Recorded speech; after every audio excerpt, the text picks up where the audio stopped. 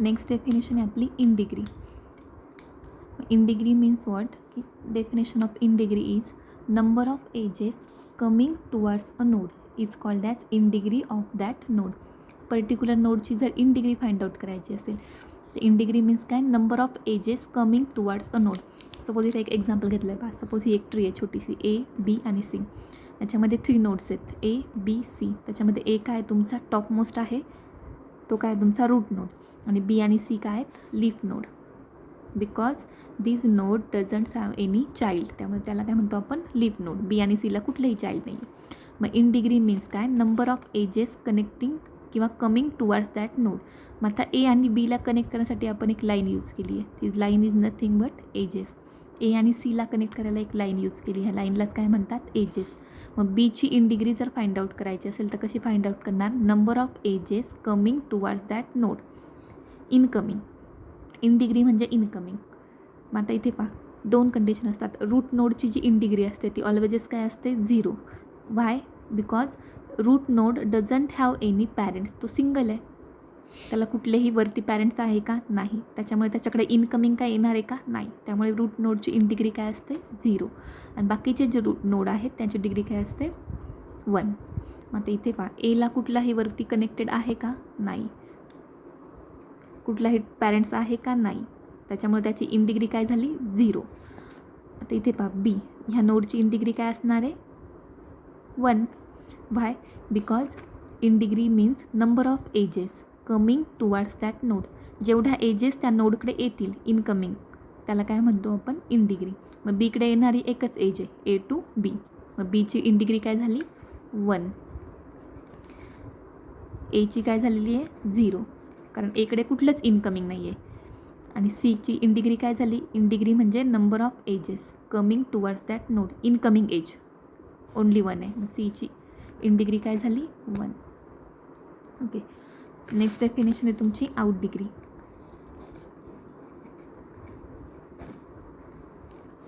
आता out degree म्हणजे काय? अगेन आपण सेम एक्झाम्पल घेऊ. आउट डिग्री म्हणजे काय? Number of edges going from a node is called as out degree of that node. Number of edges going from that node. किंवा अजून एक मोठी ट्री कन्सिडर करा. DEFG. ओके, अशी ट्री आहे. इन डिग्री म्हणजे काय? Number of edges coming towards node. आणि आउट डिग्री म्हणजे काय? Number of edges going from that node. Incoming आणि out going.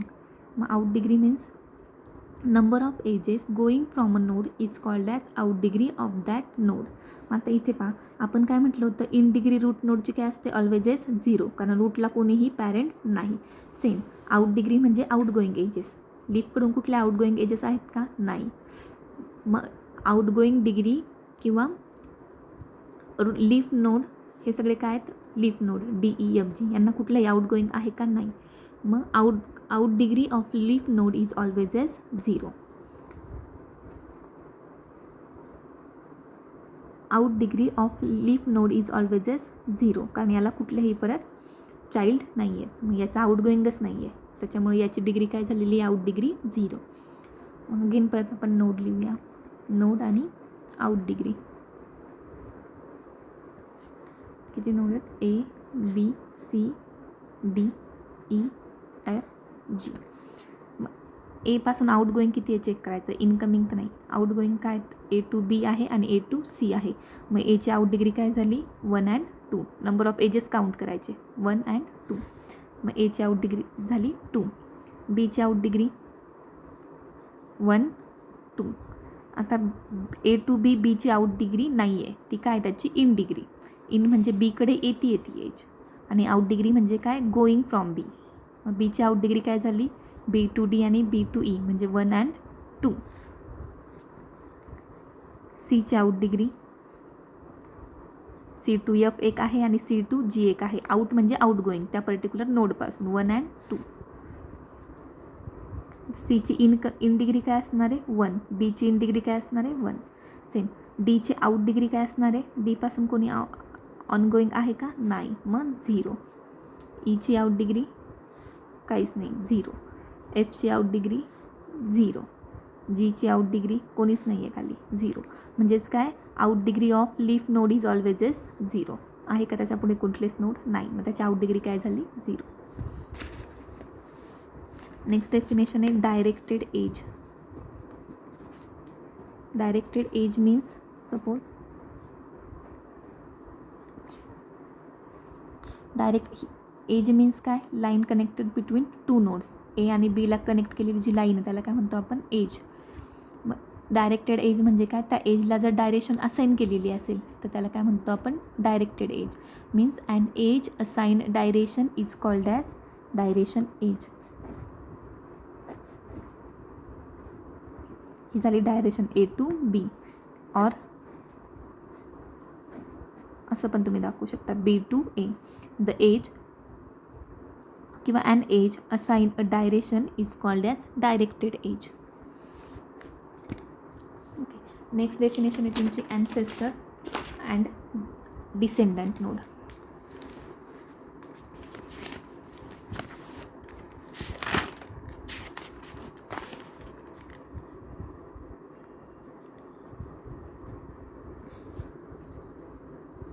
ancestor node and descendant node. Ancestor nodes means what?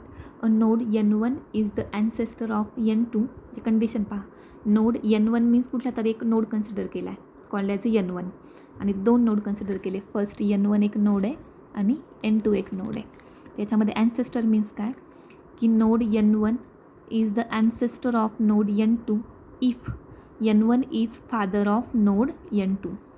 म्हणजेच n1ला आपण n2चा ॲन्सेस्टर म्हणतो, बट कधी, जर n1 is a father of node n2. म्हणजेच असं असेल तर n2चा फादर कोण झाला, n1. मग n1 is called as ancestor of n2. कधी, जर n2 त्याचा n2चा काय असणार आहे, फादर. सपोज एक एक्झाम्पल घेऊ, ए बी टी.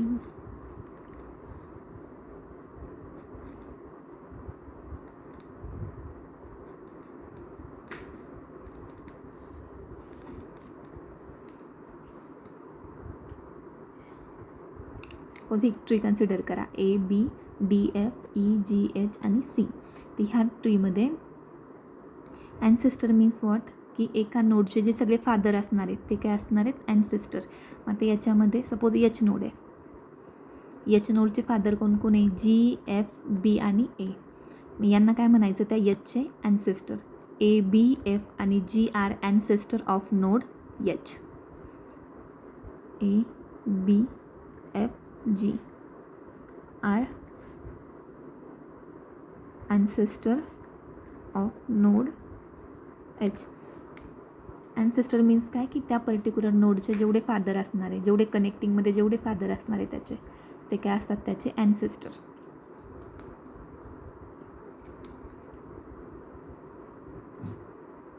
इथे ईचा ॲन्सेस्टर कोण असणार आहे, ए बी आणि डी. सीचा ॲन्सेस्टर ओनली ए. एचचा ॲन्सेस्टर ए बी एफ आणि जी. मग डेफिनेशन काय ॲन्सेस्टरची, node n1 and n2. Consider two nodes. A node n1 is the ancestor of n2 if n1 is father of node n2. म्हणजेच काय, ॲन्सेस्टर कधी असतात, की सपोज ते दुसऱ्या एखाद्या नोडचे फादर असतात तेव्हा. मग ह्या ट्रीमध्ये ए बी एफ जी हे काय आहेत, फादर आहेत कुठल्या नोडचे, एच नोडचे. मग हे सगळे काय झाले, ancestor of node H. Next आहे डिसेंडंट.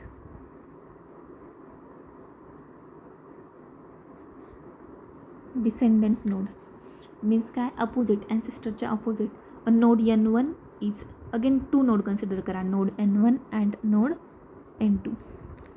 मग node n1 is a descendant of node n2 when node n1 is a son of node n2. म्हणजेच काय, आता काय असणार आहे, n2 फादर असणार आहे आणि n1 काय असणार आहे, सन, अपोजिट ऑफ ॲन्सेस्टर. ॲन्सेस्टरमध्ये काय होतं, n1 फादर होता, n2 चाइल्ड होता, आणि डिसेंडंटमध्ये n1 चाइल्ड असणार आहे आणि n2 फादर असणार आहे. मग असे नोड की ज्याच्यामध्ये रिलेशनशिप ही असेल ते काय झाले, डिसेंडंट नोड. मग परत सेम आपण नेक्स्ट एक्झाम्पल घेऊ जाऊ, ए बी C